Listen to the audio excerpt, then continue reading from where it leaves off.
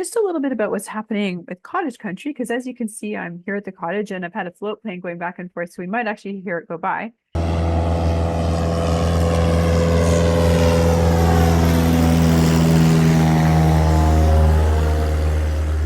We are having massive inventory building up in Cottage Country, huge inventory building up. The sales of waterfront homes. So in Cottage Country, they take out the data and they divide it between waterfront home versus not waterfront home. So waterfront homes, what we saw is a decrease in sales of 23.5% in June of this year. But what's really crazy is sales are down 37% on a 5-year average and 39% down on a 10-year average. So you're seeing the cottages really not selling. And what you're seeing is an inventory really building up on cottages. There's one near me here that sold for $1.3 million a couple of years ago and now is listed significantly lower. So if you're actually in the market to buy a cottage, you might be able to get a pretty good deal on that.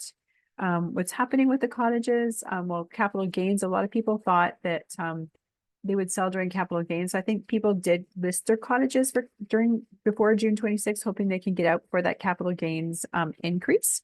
Obviously, the interest rates are really affecting cottages because these are primarily second homes.